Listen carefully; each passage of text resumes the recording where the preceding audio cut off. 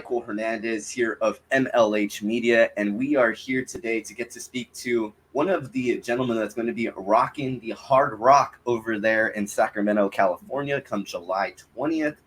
Israel Gonzalez, the 4-1 flyweight MMA prospect over there out of Washington, California, Washington State. How are you doing today, my brother? Going, man. How you doing?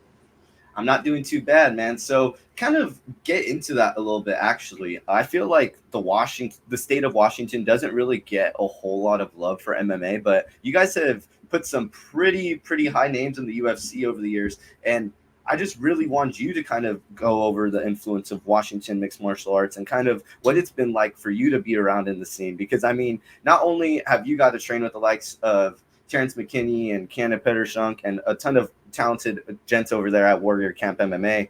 But I mean, the state of Washington itself has a ton of MMA talent. So can you kind of go into that influence that's been around in the state of Washington for you in mixed martial arts? Yeah, definitely, man. I actually started in a small town in Orville, Washington, so it's close to the border of Canada. And yeah, dude, I started in a small gym of like 6 people, and then I met some guy named George Juarez, who was actually a top level pro, and he actually brought me up to Warrior Camp, who I'm with now, when I met Pablo Alfonso, and I got to train with Mikey Sear, who is also a top guy right now, who's holding a title in another promotion, 6-1 guy. Josh Reddinghouse, who was on the Ultimate Fighter. I trained with him as well. So we got some top dogs there. And yeah, I feel like the scene in Washington is definitely doesn't get the credit it deserves. But I feel like we definitely got some top dogs out there that are coming up, especially a lot of amateurs that, even when I started fighting as an amateur 2 years ago, we didn't have, So just the talent level from the beginning to now is way different. So just seeing the change and getting able to train with all these guys that are coming up it's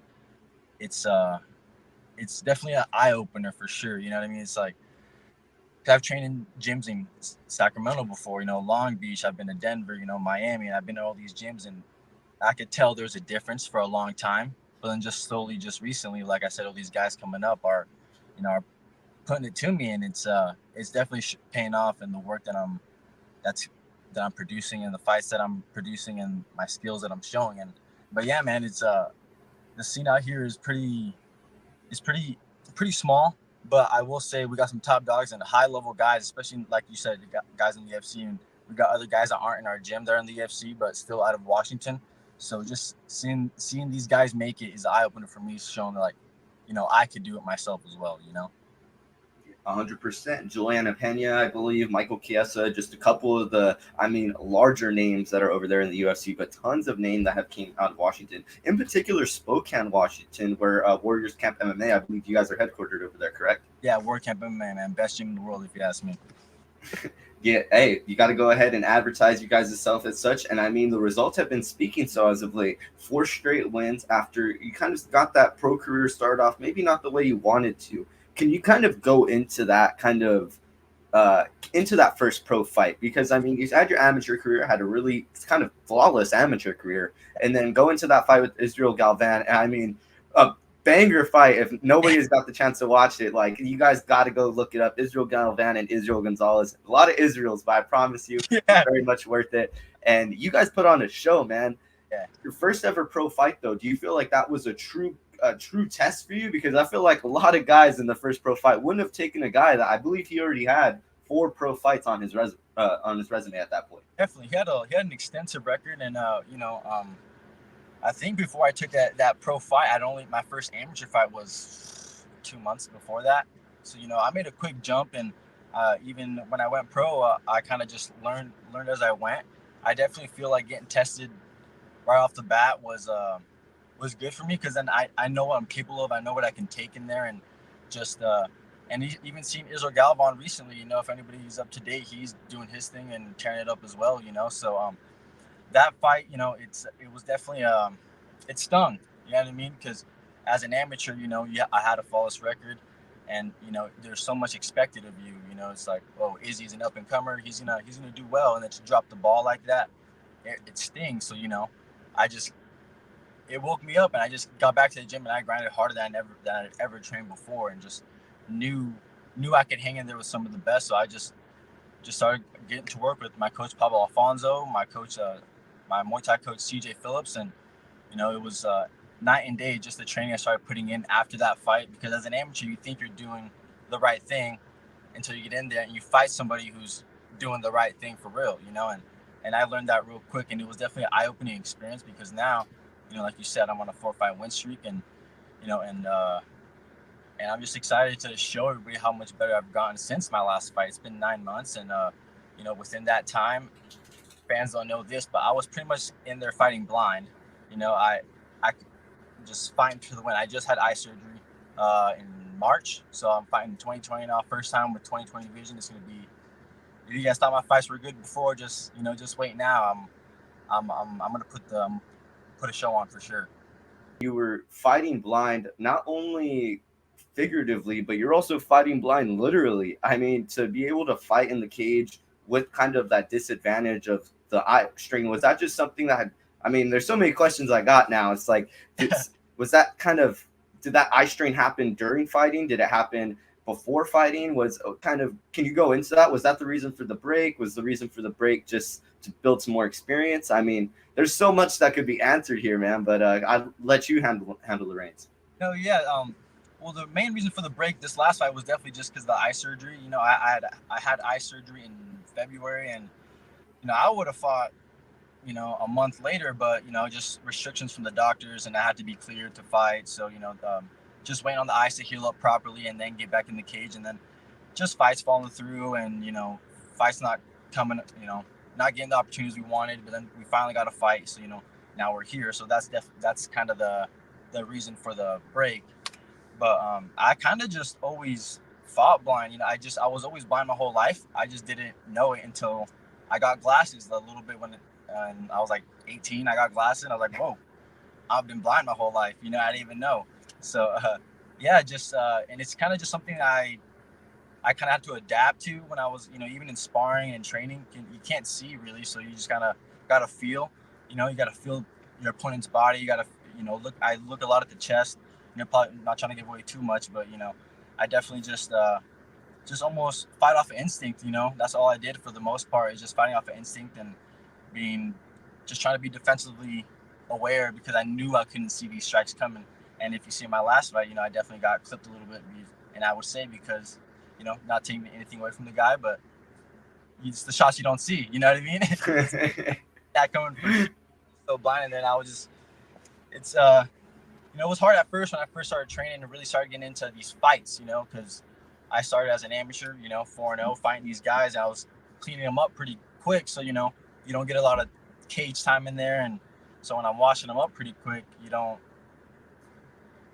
really learn anything. But once I fought that Israel Gonzalez kid, I realized, like, whoa, man, I'm having a hard time seeing in here, and I kind of really had to adapt in there, and just it was hard. It was hard to adapt being blind, but we got it done for as long as we could. But just fighting these top level guys, knowing I was gonna be fighting top level guys after my last fight, the record goes up, the fights get harder. So we knew we needed to fix the eyesight, make sure I could see in there, and make sure and take that time to really sharpen up the tools. And I feel like I'm sharper than ever, and I'm gonna show it on the 20th for sure. This is your first time over here for A1 Combat, and I mean, for the fans that haven't really got to experience some of your fights over on the West Coast, I know you fought for Ruff, fought for King Cage, and actually got a fight over there for Combate Global as well. But this is your first time really at like a true California promotion. How do you kind of feel about coming over here to California and gain a little bit of a fight in? Because coming over there from Washington, is it a business trip for you? Like, how does it feel getting to come down into the state of California and get to kind of explore the regional scene a little bit and kind of get a little bit out of the state? I know you're someone that's used to having to travel a bit for your fights, but getting to come over to a pretty good area in Sacramento, in California. But yeah, I'm excited, man. To me, it's just another fight, At the end of the day, he's a man, I'm a man, and at the end of the day, where he's from doesn't matter. We're just going to get in there and scrap it out, you know what I mean? It's going to be nice to fight in California for sure, The heat's going to help me cut some weight. So, but yeah, other than that, man, fighting in California or whether it was Nevada before, it doesn't matter to me. At the end of the day, it's a fight, and, the cage, we're going to be in a cage at the end of the night. So, at the end of the day, it's just going to be a fight. Location doesn't matter. So I'm just excited to go in there and, a beat from what I assume the hometown kid, You're fighting against Mason Hartshorn. He's over there, Antioch, so a little bit local, but still a little bit of a ways from Sacramento. But he's also someone that's faced a little bit of adversity in his MMA career. Has been someone that's been having to kind of take those fights that maybe it's been a little bit tougher on the matchup scale, or has been having to sign the dotted line when it's having to travel and just go on business trips, not being able to fight maybe in front of his home crowd. What are your thoughts about being in the cage across from someone that's much like you could kind of say as much like the likes of your own, so you're getting to fight someone that's almost got that same kind of dog in you? Does it get you a little bit more amped up to get to go in that cage and really to just let it all loose? Definitely, man. I get excited for fights like that, for fights when guys are going to come and fight me, you know what I mean? And I seen from his last fights, even though he's a wrestler, he definitely goes out there and tries to fight, you know what I mean? And especially being a hometown kid, I'm sure he's going to go out there and try to, scrap it out with me. And that's what I'm looking for. But wherever the fight goes, I'm ready. But I know he's going to come out with a little bit more heat because I know he's coming off a loss, and like you said, he's have to travel a lot for his fights. And for the first time, he gets to be a hometown kid and represent California. So I'm sure he wants to put on for his state. And just like I want to put on for mine. So I know it's going to be a good battle because I know he's not gonna want to walk back, and neither am I. And if you watch my fights, I never take a step back. I'm always walking forward. So, it's gonna be a good fight. I know it's gonna be tough, but I know at the end of the day, I know my skills are just gonna be a lot better. I'm gonna be a lot faster. I feel like I'm gonna be a lot stronger, and I just feel like I got more of that dog in me. Very young so far in your MMA career, like how you said, you've kind of taken a little bit of a fast line. You had a quick amateur career and then jumped right into the pros. What do you feel like has been your kind of biggest lesson that you've been able to garner from, maybe you could say, let's do it cumulatively, as not only an amateur, but also as a pro? Because I know you kind of had a really quick amateur career there. What do you feel like has been the biggest lesson and biggest takeaway from Mr. Israel El Machete Gonzalez? And as an amateur, the biggest takeaway I could say is that when I was an amateur, the cage time, man. The cage time is very important. I definitely wish I would have gotten some more of that before I went pro because, you're not going in with amateurs. And at Washington, you can watch guys in 30 seconds, but you can't watch a pro in 30 seconds realistically, So just really taking my time and picking my shots. I feel like when I was an amateur and even my first pro fight, I was still kind of an amateur. I went in there very anxious, I need to hit this guy. I need to go in there and prove myself. When at the end of the day, it's a fight. I got to trust my skills. When I take my time, the finishes come faster every time. So, just being patient, but definitely being aggressive at the same time. Just being aggressive, but finding ways to be patient. And it's hard in there when you're facing a guy who's in your face all the time. But I just like I said, from amateur to pro, the biggest thing I could definitely say is just being patient in there and picking my shots, because when I go in there and start swinging, then it's game over for the other guy. That is definitely something that I feel a lot of fight fans are going to be taking away from this interview and possibly going to be looking forward to a little bit more come July 20th. A1 Combat 22, Mason Hartshorn versus Israel Gonzalez. I really appreciate your time so far today, Israel. Just a couple of last questions here for you. A1 Combat has put a couple of guys in some very good positions in the flyweight division. You have Terrence Saturn, who's possibly up for a title over there at A1 Combat. Recently got a big win over there against Steven Schwartz at A1 Combat 21, I believe. And then you also have Jack Duffy, who's going to be making his Dana White Contender Series debut in the coming month in August. What are your thoughts kind of about this flyweight division in A1 Combat in the regional scene? Is there a possibility after this bout that we could see the return of Israel Gonzalez to the A1 Combat cage? Yeah, I would love to, man. I've been keeping my eye on that flyweight division for sure. You know what I mean? I've been even Jack Duffy before he went to Contender Series. That was the fight we had in our sights, but good for him. He got a bigger fight.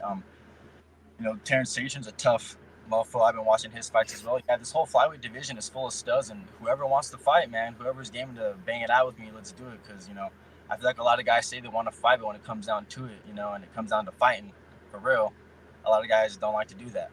A lot of guys like to run, in my opinion. I'm not trying to talk shit. I'm not trying to, excuse my language. I'm not trying to, talk down on nobody. But from what I see a lot of guys that like to take the easy win, and I'm trying to get in the fight. Whoever wants to fight. So after this fight, if A1 Combat wants me back, freaking on the 26th, if I'm good to go, I'll fight on the 26th. I'll fight whenever. They just got to get me back in there. I think Tom Anderson, A1 Combat, I think they're going to like the sounds of that. The fact that you even knew that they had an event on the 26th and were ready to jump back in there, that's definitely pretty impressive over there, my man. So you're speaking a little bit about kind of the route that a lot of these guys take, and I find it very interesting because that's something that I kind of wanted to speak to you about. You know, in MMA, there's kind of been this thing where it's almost a shift into that boxing kind of culture, you know, where you're taking the easiest fights to get into the UFC, or you're taking maybe the lighter route. Is that something you kind of, it seems you're very much against? I mean, even in looking at your resume, someone that's taken on the likes of people that have had a lot of fights on their resume beforehand, or just not really caring about who was in front of you. Is that are you someone that's, would you say, is against that type of ideology, and someone that's kind of pushing back against it? Definitely, for the most part, man, because, you know, at the end of the day, I trust my coaches and my management team more than anybody.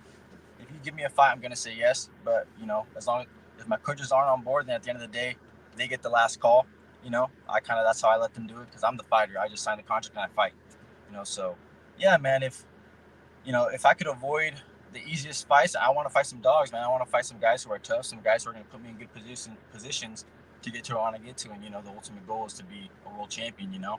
So, yeah, man, I've seen this whole shift almost like boxing, and I keep my mouth shut, man. I don't really talk on the internet. I just show up, and I show up with these, you know? So hopefully we can, you know, put on a good show and then get right back in there and prove it again.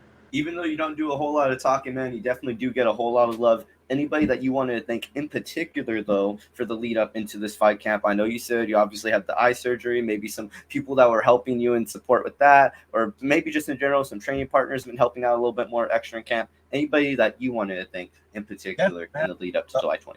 First and foremost, for sure, is my wife, man. If it wasn't for her, she made sure I got the training. She made sure I got my eye surgery. She made sure everything was dialed in. She made sure my medicals were on point. Everything, you know, I didn't have to worry about anything. She was pretty much my second manager, getting me sponsored, whatever I could get, you know. But definitely my coaches and my team at Warrior Camp, Coach Pablo Alfonso, my crew, CJ Phillips, and then the team over at Day also in Spokane. You know, we got a lot of tough guys that have been helping me out. Josh Reddinghouse, Mikey Sear, and a lot of tough guys at Warrior Camp, but definitely Warrior Camp all day, man. They've been helping me out, grinding for this fight, and you know, I'm excited to put on for my team, man. Going to be an exciting one. A1 Combat 22 at the Hard Rock in Sacramento for July 20th. Mason Hartshorn versus Israel Gonzalez in that flyweight division. I promise you, fight fans, if you are not doing anything on that July 20th date, you are going to be watching that fight, because it is going to be a little bit of late fireworks post July 4th. Israel Gonzalez, thank you so much for your time today. It was an absolute pleasure to get to speak to you before your bout. Michael Hernandez here of MLH Media, and we are going to be signing out over here in my side of California with my guy over there in Spokane, Washington, Israel Gonzalez. I'll see you later, man.